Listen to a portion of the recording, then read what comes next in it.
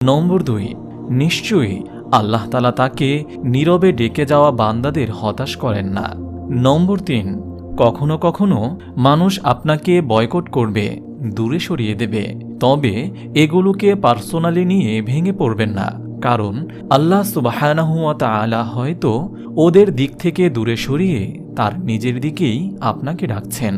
নম্বর ৪, কথা বলা যদি রূপা হয় তবে নীরব থাকা হচ্ছে সোনা।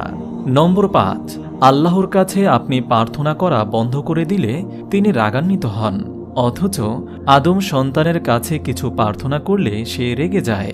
নম্বর ৬, যে বিষয়ে মনে খটকা লাগে সে বিষয়টা যতটা সম্ভব এড়িয়ে চলুন।